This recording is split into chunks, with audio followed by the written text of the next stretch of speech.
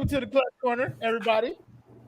These guys are bored. They were all dead backstage, but we're going to wake them up today because we have Miami Heat basketball to talk about. An actual basketball game, ladies and gentlemen, by the way, that we got the chance to watch. So, as usual, I'm joined by my guy, Adam Barai, the first lady of 5 Reasons Sports, Alana Tahara, and my man, Twan Ellis, whose last name I just learned today. I also did not know that, so you should like for everybody.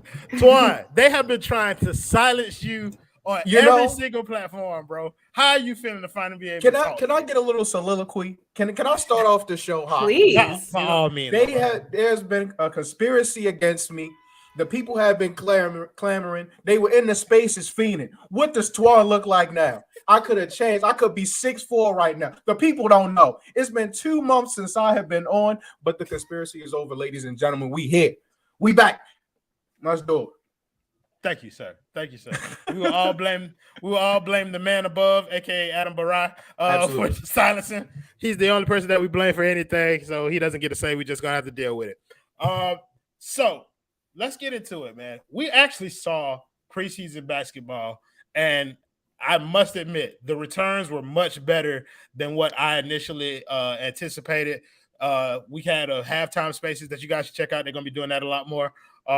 And they had a post-game show. I'm not doing post-game until regular season come back anyway. But so none of us have really gotten an opportunity to talk about what we saw. Alana, let's start with you. Alana, what was your biggest takeaway from what you saw in the game? That they look happy and that they're having fun and that they're energized. Like the energy and just the overall mood of this team is so different. And yeah, it's preseason. Like I know we haven't really hit the ground running, but they are so happy with the roster right now. And it shows not just like chemistry on the court, but just the way that they're treating each other on the bench too.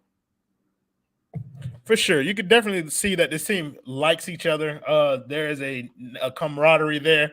I'm not sure if it's because of Jimmy and Kyle's friendship, but it seems to be trickling down to the rest of the team. So I'm enjoying that as well. Twan, Adam speaks last on this episode.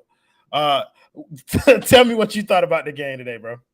Not today, but the game that you saw. I mean, to piggyback off what Alana said and what Ricky said in the chat, like they just look rested. They look like they actually feel good about playing basketball. It don't seem like a chore. It doesn't seem like a labor in order to play basketball. Like the ball movement was there, the energy was there.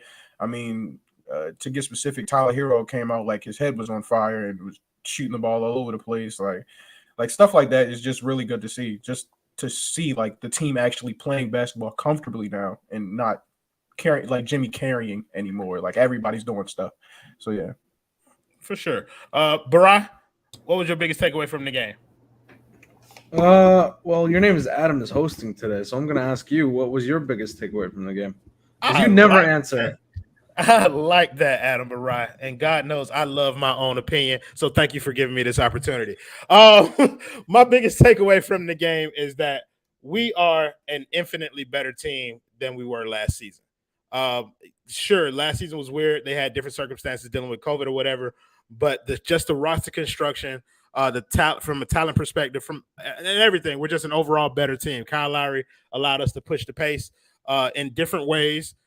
Which was a bright spot. Bam looked comfortable. Tyler looked comfortable. And I'm hopeful of what we're going to see from Jimmy when he gets to play alongside Kyle as well. So just overall from the game, I was encouraged by seeing a team that looks like it has taken another step towards getting back to the NBA Finals, and I was appreciative for that. So now, back to the original thing. Adam, what were your thoughts on the game? No, I'm going to take over a little bit. So I got another question for all of you. Okay. So what would you say is the biggest contributing factor to this Heat team's success? Is it the addition of guys like PJ Tucker and Kyle Lowry, or is it guys like Tyler, Bam, Jimmy getting rest and improving their game? Alana. You have to tell us. Oh, okay. Both. Thank you. Royal.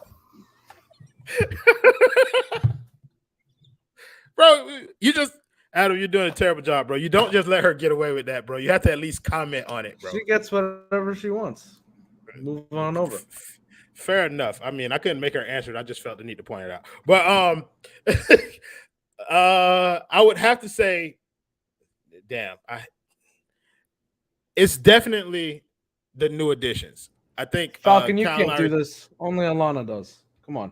They right? can That's do what I'm what they saying. want. If people agree with me, people agree with me. Royal's also having a hard time answering because he knows it's both. Right, but I'm actually going to answer the question though. Have at it. He told us to pick one, and so I'm picking one. Mm. I'm going to say more so that it has to do with the new additions, particularly Kyle Lowry. So Kyle Lowry, he changes the entire dynamic of this team. We've heard Ethan allude to it several times. He gives us the point guard that we haven't had since Tim Hardaway. So adding him to a core of people that are already growing and what we already had just evolves the ways that we can get offense and defense accomplished. And so I'm going to have to lean more so towards the new additions solely because of the Kyle Lowry addition. And, PJ Tucker and Morris add value elsewhere as well. I mean, for me, I'm gonna take the opposite end of the spectrum. I'm gonna say like the rest and just overall improvement from like our guys that were already here, like Bam, Jimmy, etc. Because if you look at the offense from 2 years ago, for example, the Duncan Robinson, Bam Adebayo dribble handoff, as much as everybody hated that, that was as an efficient shot as James Harden ISO. Shout out to John Colin for that stat.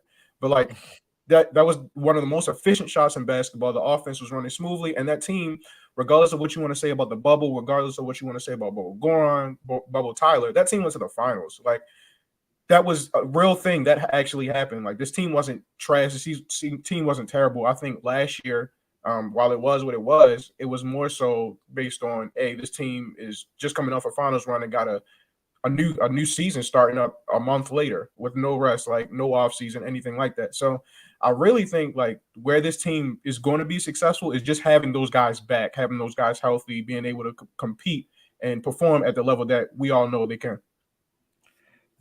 I just want to say that the reason I'm giving Alana shit is because her answer is absolutely the one that I wanted to use. Like, both is the damn answer. And I fucking hate that she used it first so that I can't use it. I'm sorry, Adam. I'm going to let you continue hosting. I mean, I did say pick one, but Alana, she does what she wants.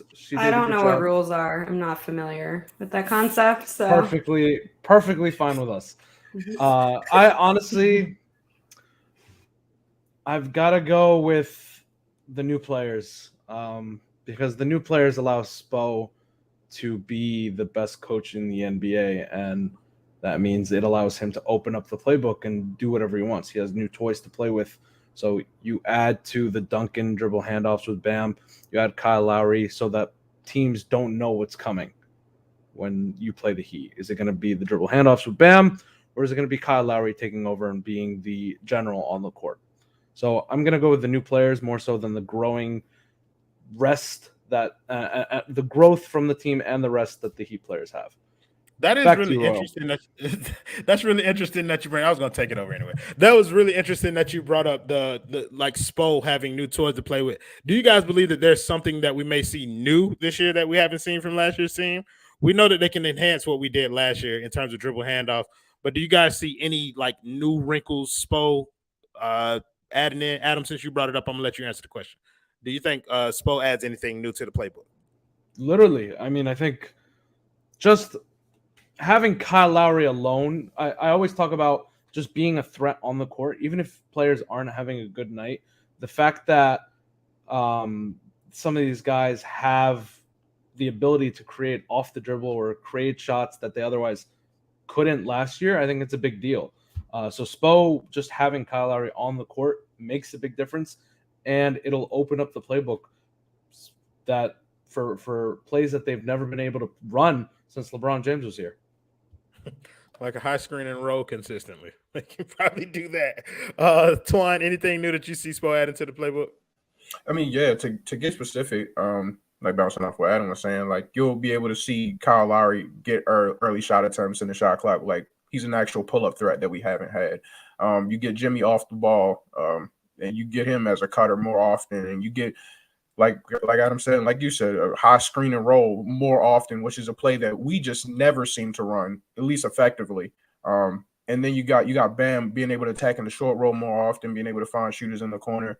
I think we're going to see a very much less diet of dribble handoffs, even though Kyle Lowry's first bucket was a dribble handoff for PJ Tucker. So yeah, like we'll see a bunch of different stuff. A lot more guys involved in the offense versus Jimmy make something happen. Okay. Alon, I'm going to give you like a slightly different question. Like, what are you most excited to see change on this team? Like, I know from last year to this year, what are you most excited on the court? What are you most excited to see change or develop with the players that we have now? I mean, I think we're just getting back to actually playing Heat basketball because obviously there's different stuff you could pinpoint that went wrong last year. The fact that it was a weird year aside. But I just don't think they had an identity.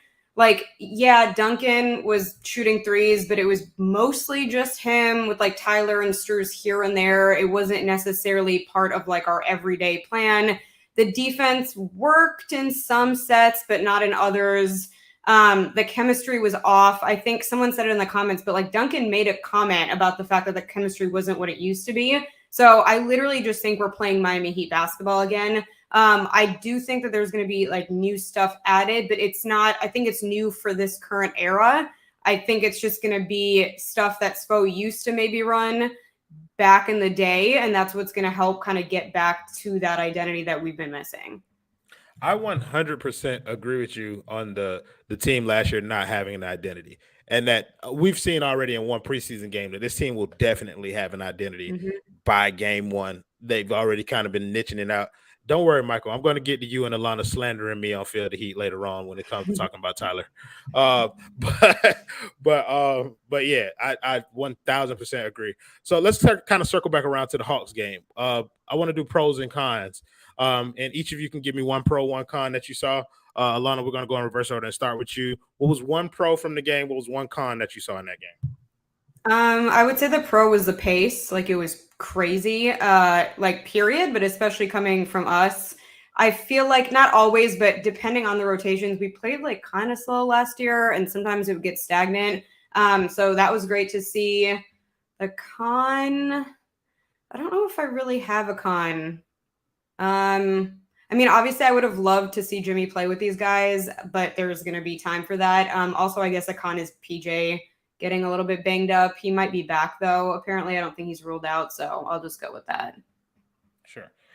Twan.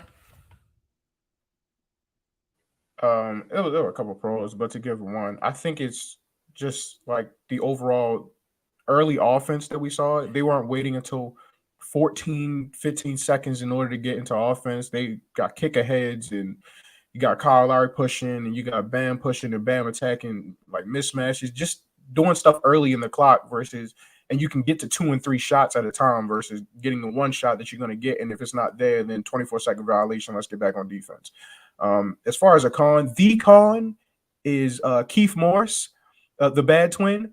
The boy don't look like he can do nothing. The boy couldn't dribble, couldn't shoot. What was he, 1 for 5? My good, the boy couldn't defend.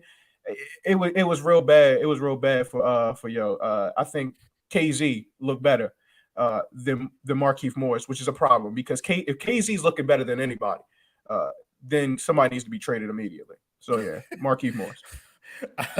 I'm with you. Markieff didn't look great, but I'm also not expecting Markieff to look great in every or even most games. I'm expecting him to be one of those guys who come and just kind of gives you a spark here and there. I see Welch and I see Michael Christian in these comment section broing it up. So my man Ricky J. Mark, we appreciate you, Kang, for the $4.99 dono. He said, "What do you believe will be heroes?" Oh, wait, why did you put so many commas in there? It's What the do you believe Alana will comma be? thing. Oh, okay. The comma splicing. What do you believe will be Hero's biggest contribution to the team this season? What will teams try to take away from him with Miami's other weapons? So let's go ahead and we're gonna get into this a little bit. Tyler Hero's biggest contribution to this team, as it will be for any franchise that he plays for, will be scoring. That's what I believe it is. That's his primary weapon. That's how he got in the league. That's how he will stay here. What will teams try and take away from him? Screens. They will try and take screens away from Tyler Hero and try and make him beat them off of the dribble one-on-one. Again, I've told y'all this 1,000 times, but I'm going to keep saying it. My man, Adam Barai, He opened my eyes, and I've never been able to lose sight of it. Tyler Hero does not go anywhere without screens. He does not get to any place without screens. And once you see it once, you can't help but see it. But I don't know if I covered everything. So, Adam, if you could address Ricky's question, that would be great. I mean, you hit it.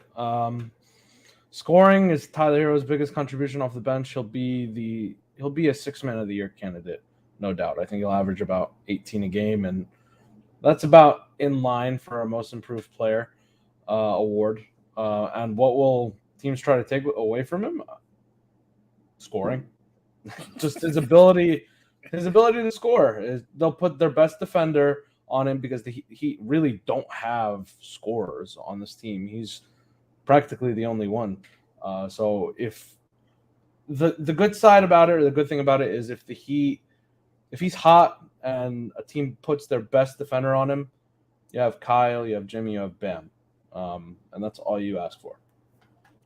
So, Alana, I kind of want to switch this question up again a little bit on you. I'm sorry. I don't know why I want to do this tonight.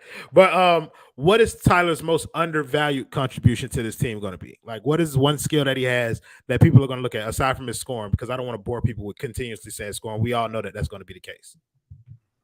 I think that he thrives in kind of like close game situations. I know that there's debate about if like him or Duncan should close out, but I think he kind of lives for those big moments. I don't know, he deals with chaos and stress pretty well from what we've seen. So I think that's something to look out for. I also think that his confidence is up and probably going to stay up, which was definitely lacking last season, especially around the trade deadline. So people are going to probably have to try and fluster him mentally a little bit, but I don't think it's going to happen. I agree with most of what you said. I think I slightly disagree about how he works in the chaos, because you mentioned it right after, like the trade deadline.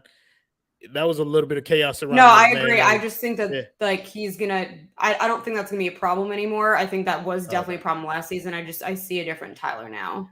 Yeah, I also think I agree with you on the Tyler closing over Duncan thing. Like, I think that's just, he offers you more on the offensive side of the ball in terms of playmaking that could help in those moments. So I'm with that. I won't say 100%, but because y'all know how I am with Tyler, man. Like, oh, we do? I don't know anymore, Royal. Every day is different. You know what? Let's get into it then, goddamn. Since Alana Tahawa and Michael Christian wanted to call the boy out on Field of Heat. To be fair, we were calling out multiple people, but they didn't say my name. But if you listen to the conversation, am I frozen?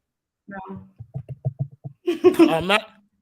Oh, they didn't say my name, but if you listen to the conversation, you knew that they were talking about me. I feel frozen. You're not. You're good. Oh, okay. But yeah, they were talking about me specifically. They were talking about how fans have flip-flopped on Tyler Hero. Because they have. Why can't I just accept the new information that I've gotten so far from Tyler Hero this offseason? So y'all went from trade him to six-man candidate. It's not in the middle where you think that he's going to be better or you have more confidence in him. You went from here to there. What I'm saying is two things can be true at the same time. A six-man of the year candidate can be traded. Hey, Alana, trade him for a star. I'm still trading him. Like, that's the same.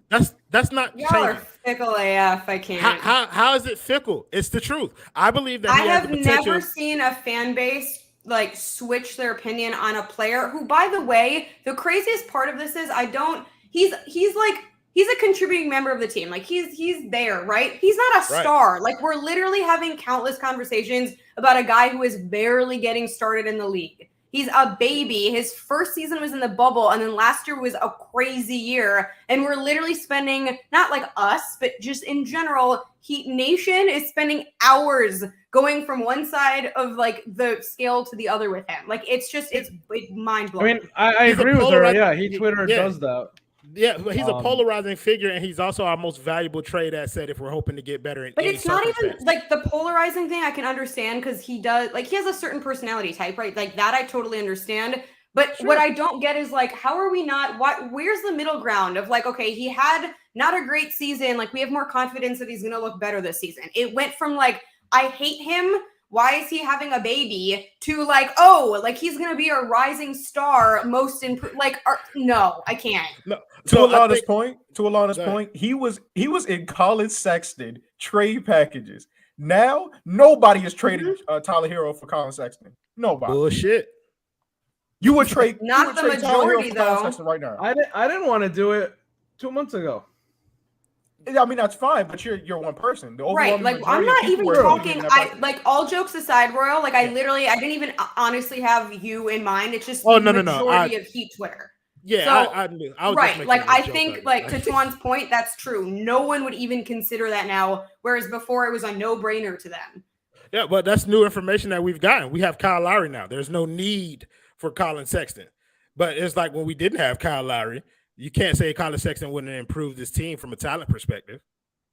Like it's just, But it was for what it me, was. it was more so people just wanting to get rid of Tyler and blaming all the team's problems on Tyler. It wasn't necessarily even about improving the team. No, sure. I'm with it, bro. Like I'm with it. Someone said, oh, Ricky said Alana's owning Roy on this Tyler take while simultaneously watching the Sky take on the Sun in WNBA playoffs. The Nets first lady could never. Listen, bro, we have the most talented person. We have the most talented woman in this market doing this. So of course, there are going to be conversations where I get owned. I do not believe this is one of them. I believe that there's legitimate reason to think that Tyler Hero could make the ascension because of the new evidence that we've seen with him working on his body. So that puts him at the comfort level. All of those things factor into people saying that he could be a 6-man of the year candidate. It is also fair to say that if there's a proper trade package that comes up with Tyler Hero's name involved, I would still do that deal. Right, but that to me makes more sense of a take, right? It's like I can recognize that there's now this new and improved Tyler, but also if it's for the right deal, I'd move him. Whereas there's people that are dead ass like, I love Tyler. Don't get rid of him. He's going to be like the X factor this season. Like, get out of here, man. Like, I can't pick a side, stick to it, maybe reevaluate and like take note of everything going on, but don't go from one end to the other. I don't know what it is about Tyler. I've never seen anyone act like this before. I felt attacked because y'all know I'm fickle, bro. Like I love you one day and I'm ready to get rid of you. I'm well aware. I will put you on a barbecue the next day. Adam, I don't think we ever got to your pros and cons from the game against the Hawks. So let's do that before we move on to the next time. Yeah, it doesn't matter, bro. I still remember where we were. I kept my place. Unfortunately. The pros, Tyler Hero's defense. Let's stick with Tyler. I said it before, say it again. His defense looked really good against Lou Will, who's purely an offensive player. So his defense is the great thing. And there wasn't really anything bad for me. I mean, we already hit on Markieff. He didn't have a great game, but it was one preseason game. Jimmy's absence, I don't know. It wasn't really anything bad. You can start your tirade on Omar Yet-7, bro. I mean, are you? Oh, that's true. That's true. Yeah, he didn't look comfortable to me. I'll be honest. He didn't look comfortable on the court. Maybe it was just his first game. Defensively, I didn't like the way he looked. He didn't run right. You know, like there's some guys you look at them and they're like, I don't like the way they run. He was one. Can I address something? Can I address something from the comments? I'm sorry. I'm a little upset. This gentleman named Ben. Apparently, he says, "Say you haven't watched Colin Sexton without saying you haven't watched Colin Sexton." That's where you're wrong, sir. I have watched Colin Sexton play. Colin Sexton has 1 year remaining on his deal, so next year he's going to be due about $20 million. So you're telling me you're giving up on Tyler Hero, who's under your control for next year, who's making $4 or $5 million for Colin Sexton, who's a streaky scorer, who's 6'3". You're telling me you're giving up on Tyler Hero for that guy who's about to make $20 million, and you're going to be strapped to him for what, 4 or 5 years? So you're telling me you'd rather have Colin Sexton right now over Tyler Hero, who you have control of? I beg to differ, sir. If anybody hasn't watched Colin Sexton, it's you. Okay, that's all. Go ahead, brother. I'm sorry. Man, I love a fiery co-host. I never get this. Oh, bro, don't do that to me. Stupid. Tally. So I want to shout out Easy Does It for the $2 dono after my boy Twan just flamed the boy Ben. I know you got something to say in the comments. Miami going to be a problem this year. I believe that. We all believe that, and we are with that. So let's move on to the next game. We got Houston coming in here tomorrow. Depending on what time you're watching this, it could be this afternoon. But Houston versus the Heat. You guys expecting much more of the same? Are you expecting something different? Let's start with Twan. Twan, what are you expecting to see in this game with Miami versus Houston? I'm thinking we're gonna see more of the same. Like I said, it's preseason basketball. Everybody feeling inspired. Shout out to you, Ricky. Everybody feeling inspired. So we're gonna probably see similar pace. I don't think Kyle plays. Um, at least I wouldn't have Kyle play. We may see Jimmy, but also like I probably wouldn't have Jimmy play. Um, but probably more the same. A lot of energy. I don't know whether we're gonna be as shooting 23s or making 23s or nothing like that, but probably just the same in terms of like energy, ball movement, everything like that. Yeah, I'm with you on that, especially the Jimmy and Lowry not playing thing. I'm good with either of them sitting out the whole game. PJ too, because PJ got a little roughed up in that first game. I don't want you injured. Sit down. Yeah, Alana, I don't think PJ plays. yeah. Alana, what are you expecting from the game on Thursday? See, I disagree. I feel like chemistry is going to be a problem if these guys don't get reps in. I'm not trying to say you have to play a lot, but I don't. Do we only have 3 or 4 preseason games, right? I don't think it's as long as usual. Yeah, It I used to think be it's like 4. 7 or 8. Yeah, Yeah, I think so it's I don't 4. know. I would have them play again, not like big minutes, and maybe not all of them in every game. PJ, I think I would sit just because with that injury. But I'm hoping Jimmy plays. Otherwise, I do think it's going to be a lot of the same. It's just I feel like it's going to be fastball, and maybe Duncan will get a little more. I mean, he went 4 of 6. It's not like he was definitely efficient. I just feel like he didn't get as open or take as many shots as he could have, so he might pick off a little bit more. But otherwise, I don't know. I'm expecting the same. Okay, so now I'm in a conflicting position because I don't want them to play to avoid injury, but I do agree that there needs to be some chemistry building, especially with a group that hasn't played together at all. Mm-hmm. Quick question that's coming from the chat: does Miami still have an open roster spot? Yes, but they're probably not going to use it until later on, right? Okay, great. I'll be paying attention sometime. Adam be talking to me, bro. I'm trying to learn a little bit. Adam, what are you expecting to see on Thursday? Literally the same exact thing we saw A blowout? yesterday or however long. The same exact thing. Jimmy not playing, Kyle Lowry playing first half, Bam playing first half. Same exact thing. If anything, I expect them to get less minutes and to let some of the young guys play. I know we haven't seen like Micah Potter. I bet you will see him for a quarter, maybe 2. You're at 7. We'll get some run in the first half probably. And Alana made a good point with the chemistry. I think it's going to be really important. And as soon as she said chemistry, I remembered a team up in Brooklyn who might have some issues running into that this season. And the big news out of today was Kyrie Irving potentially not being able to play for the Brooklyn Nets. And all everyone's talking about is chemistry and how they won't be able to practice together or play together at home. And I think it's going to be a big difference maker if he doesn't get that vaccine. No, for sure. I think another part of that story was that LA, the Lakers, they're not letting people in, like if they're not vaccinated.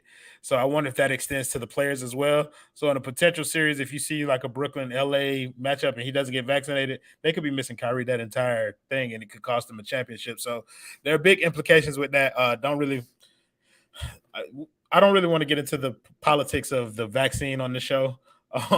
Like I just want to keep it basketball for a little while. Thank you, Easy Does It, for another $2 dono. He said, I see Jimmy and Bam having a very strong season for sure. Like I think we all agree that there's going to be some progress, and a lot of it's going to be due to Kyle, but a lot of it's going to be due because of their own growth. Like Bam, I like bigger, stronger looking Bam, and I'm interested to see what Jimmy looks like getting more reps off of the ball. In terms of what I want to see during this Heat versus Houston game, and maybe you guys have already seen some, I want to see the flaws in this team.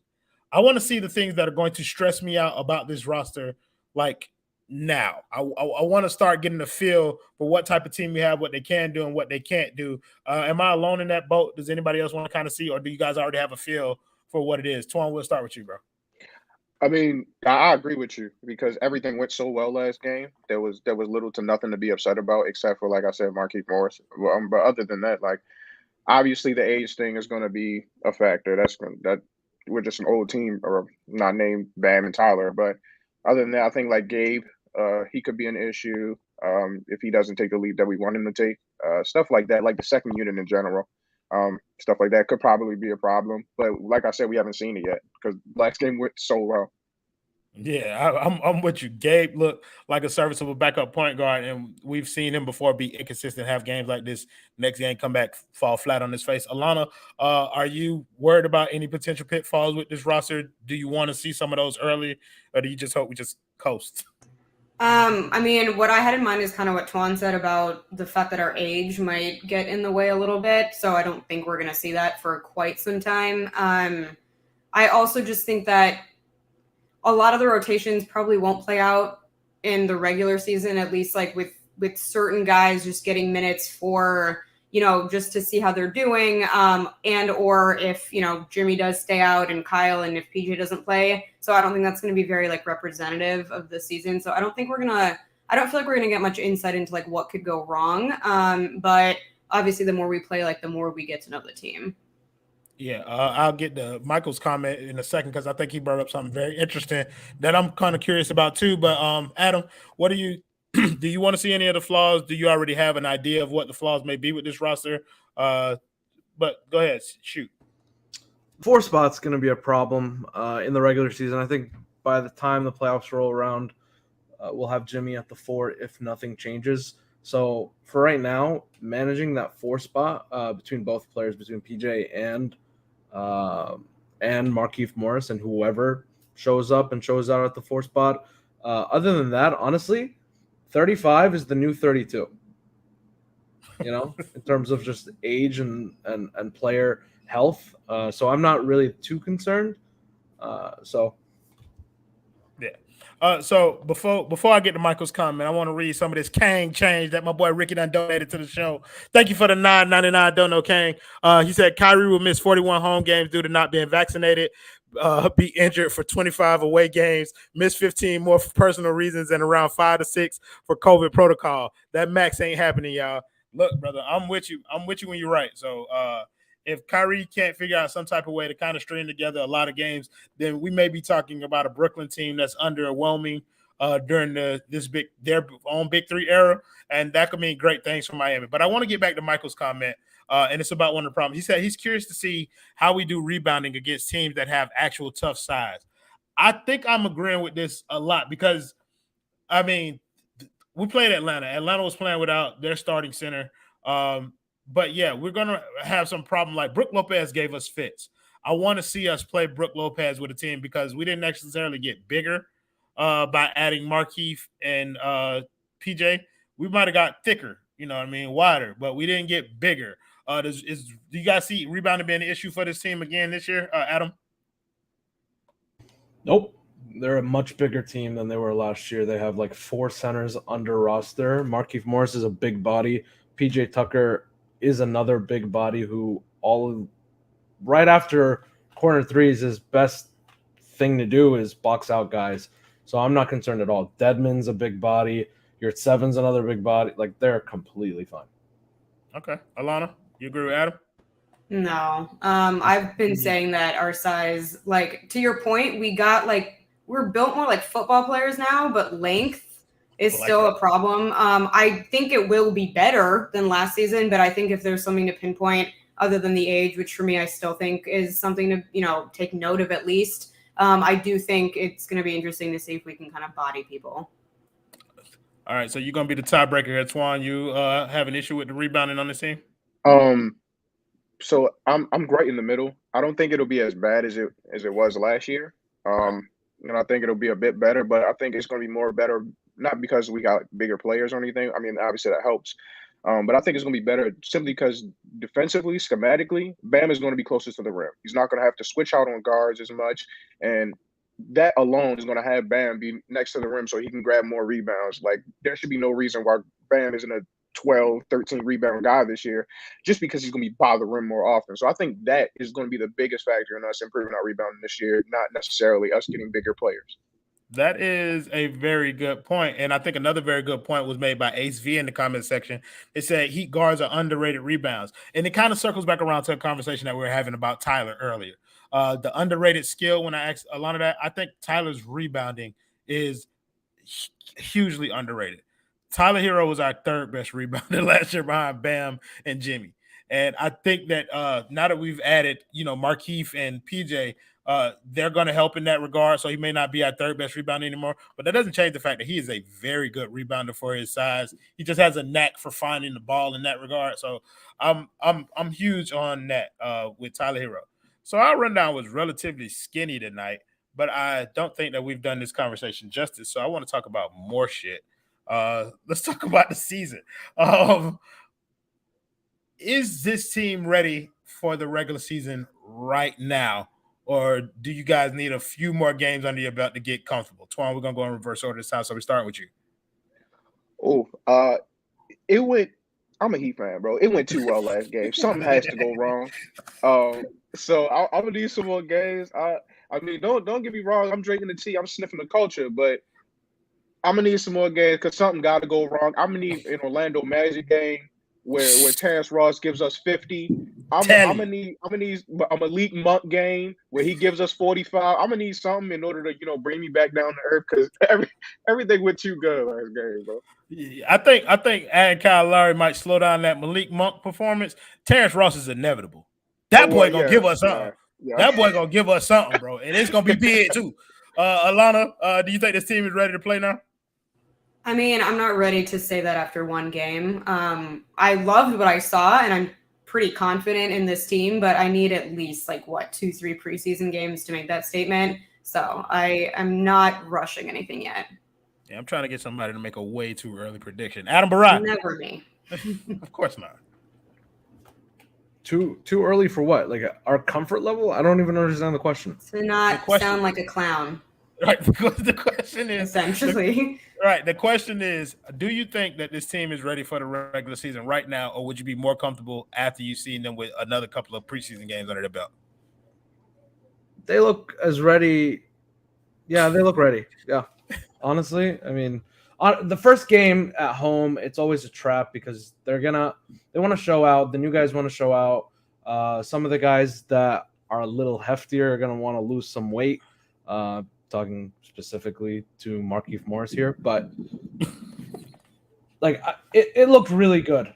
It looked really good. It looked like, honestly, they might just go undefeated in the preseason if they play their guys. I mean, PJ could stand to lose a little bit around. Yeah, I was going to say he has a little bit. Really? More to go. I thought he looked good. Yeah, but I think it looks good. But yeah, that is where I am. We're not in world-class shape yet, and Riley doesn't accept anything less. So I want to see six-pack PJ out here. There you go, Miami PJ. That's what I'm talking about. I want him to look like Shaq when Shaq first came down here. You feel me? Of course, Michael. That's right. Eastern Conference Finals for sure. So I want to talk about some of the things that we saw that we don't believe will stick. Adam, I'm coming back to you. So what do we see from this first preseason game that won't be the norm? Like, what do we see that was the aberration in this game? They hit 24 threes. Next. 23, 24. I don't know how much it was. What a complete answer, Adam Barai. Alana, what did you see from this game that you don't believe will stick? I don't think Tyler's going to get 26 every game. I feel like he's going to get 16, 18, which is still great. I don't think he's going to get as many. Sure. I think I said something similar on, I think it was Donald's show today that I was on. Like, yeah, the 27 points is the anomaly. The way he played will not be. I think the confidence level that he's shown in that first game is probably going to continue throughout the regular season. Hopefully the shot selection, it was still a couple in there, but overall the shot selection was good. You see me already leaning. You're trying to teeter the line, like 1 foot here, 1 foot. You just can't help yourself. You just can't, bro. You can't have like a solid just one way. It's fine. My eyes have seen what Tyler Hero will do, and so I've trusted my eyes. Twan, what do you think from that game won't stick? Well, Casey Okpala looked like a playable NBA player. So I think that's not going to stick. I think we've seen what KZ is. Did he? He hit two threes and didn't get destroyed defensively. But so that's playable. If we're giving people credit for improvement, KZ not looking like a disaster. Hey. Did he improve? I mean, remember he versus Raptors in Tampa? The preseason. That's true. That's Yeah. true, but I've also seen regular season KZ, who the boy can't stay in front of a sock. He can't hit the broad side of a barn. The boy was awful. And so at Yeah. least he was on the NBA court and looked like he might actually play for the team. So that's something. That's more than what we've had in the past. Yeah. Okay. HV, I'm liking the comments that you put in here, so I'm gonna give you another little shout out. Not enough Caleb Martin roses. You're Is that absolutely one right. that you are 100% correct. Is Caleb Martin something that we could see stick? Like, is what he did replicatable? I don't know if that's a word. I just made it up. Replicable? Don't even worry about it, my boy. Same shit, bro. Is can he replicate the shit that he did in that first game consistently throughout the regular season? Adam, you going last again. Twan, we starting with you. Yeah, because a lot of the stuff that he was doing was mainly energy stuff, effort stuff, playing defense, like defense, getting back, being able to stop people at the rim, taking shots when you're open, attacking. Like that's stuff that you can do, that any NBA player can do. Whether he makes it or not, that's different. Whether he stops a guy or not, that's different. But what he was doing just requires energy and effort. And from what we've seen, he can do that 82 games. No, for sure. Alana? Yeah, I mean, I think that he's literally already a culture player. Like, he took stitches to the face. Preseason game 1, the end. Preseason. Like, culture player. You get no argument from me. He will be number 1 on Gas culture minutes chart most games if he can get over his Gabe Vincent bias. Can Caleb Martin do this all season, Adam? Yes, he can. And the fact when I heard on the TV that he received 5 stitches, like I was like, okay, he's not coming back. He'll take the day off. And then like the announcers were like, and he's available to return to the game. I'm like, why? What are you doing, Caleb? Like, what's the point? Culture's the answer. Stylistically, he reminds me of Austin Rivers. I don't know if you guys got that same feeling. I hate that. Yeah, I hate. I literally just threw up a little bit in my mouth. I hate Austin Rivers, the player, bro. Like I don't. Oh. But I understand. What did Austin Rivers do to y'all? I don't know. Bro, exist? I just don't like that Wow. comparison. Oh my God. bro. I would love Austin Rivers in the Heat. It's not quantifiable. Like, but yeah. I do understand that Austin Rivers is a tenacious defender. He's a streaky shot maker. If he gets hot, he can give you some buckets. I get it. You know, I didn't see that before because I never think about Austin Rivers on purpose. But I don't like it though. So I'm not. I remember like Okaro White. I remember him. I love 13 Okaro. That's what he a legend. That's who he is. Yeah, that's a good comparison. I love him. Yeah, I like Okaro White, so I agree with that one more than Austin Rivers, even though Austin Rivers is probably the better player comp. So yeah, let's take what we did with God damn, Adam.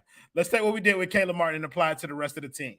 What did we see that will stick? Because we talked about things that won't. Let's talk about what will stick. And Adam, let you go first. So what did they do against the Hawks that will stick for the rest of the season? Ooh, I'm gonna go 2 things, but they're connected. Kyle Lowry getting 7 assists. I think he's gonna average more than 7 assists this season. I think he's gonna be around like 12 to 14, 9 assists, 3 rebounds. I think that's pretty fair for a guy like him who has to share the ball and play with other dominant ball handlers and dominant players. The other thing is connected to Kyle Lowry is Bam getting 3 to 4 dunks a game. Just a follow-up question to what you said. Do you think that point production is going to be enough to satisfy Heat fans for somebody who's getting paid the salary that Kyle Lowry is getting paid? No, but because they only see the offensive side of the ball and they only see they only see when the ball goes in the hoop. Yeah. Okay. Alana, what did you see against the Hawks that you believe will stick? I think Bam has already looked more confident in himself and more ready to be like the guy that the team needs him to be. I don't think he's shying away. I think he's that guy now. And I do think that's going to stick and also just like keep improving. Like, I literally think halfway through the season, he's going to realize, like, wait, I'm freaking Bam. Like, I got to do this. So I think we're going to see that. He kind of had a moment like that today when they asked him about the GM polls. Or it was either today or yesterday, but they asked him about the GM polls. And, like, he kind of had, like, the players in the league know who I am. Like, Yeah, it's about time. But I mean, I like that confidence. To see it translate onto the court would be phenomenal. Twan, what have you seen from that game that you believe could stick? Well, I kind of have two, but I'm gonna go with the less obvious one.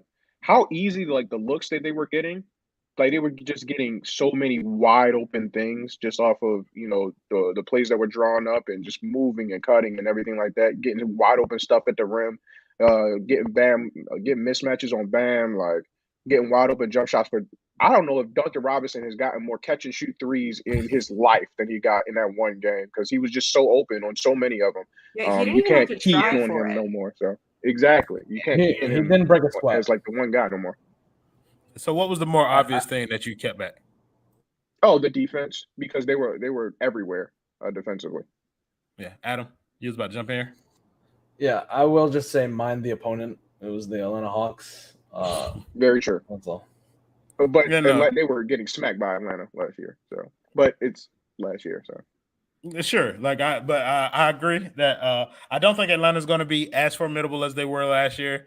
I think that was kind of like lightning in a bottle a little bit, kind of like the Knicks, more so the Knicks. I do like what we showed against a team that kind of gave us fits last year. So I can appreciate, even if it is just the Knicks or even if it is just the Hawks, I can appreciate them at least going out there and showing it, because sometimes it didn't matter who the opponent was, the Heat weren't showing up to games, and so I just like the fact that they showed up. So yeah, I think that's a good amount of time. We almost at 50 minutes. Hold on. Can we talk about Gabe real quick? That's been like the hot conversation. I was about to say that too. Great minds. Yeah, Sure. let's talk about Gabe. Ladies and gentlemen, Gabe is a serviceable defender. I mean, he's not going to stop anybody by any means. And if the jump shot is right, like if he's hitting, I'm not saying he has to shoot 6 or 7 threes a game, but if he is not a problem when it comes to like shooting the ball, I don't think he's going to be getting any pull ups or shooting off movement or like that. But like catch and shoot threes, if he's hitting those, Gabe is fine as a backup point guard. He's not gonna. You're not gonna get blown out if Gabe is on the court. He's not gonna be the issue per se of your defense. So like Gabe is playable. I don't want to see that he's not an NBA player garbage. He can hoop, bro. Yeah, I mean, and even if you don't think Gabe is playable, he is a stopgap until Victor Oladipo gets back. So that's what you guys need to keep in mind. Like, we should be lucky to have a player like Gabe Vincent who we can feel comfortable throwing out there on the defensive end and making some things happen with a shot to just to man that spot until we get the guy who we really want in that spot back. So just be conscious of that. Anybody else want to throw some thoughts in there on Gabe?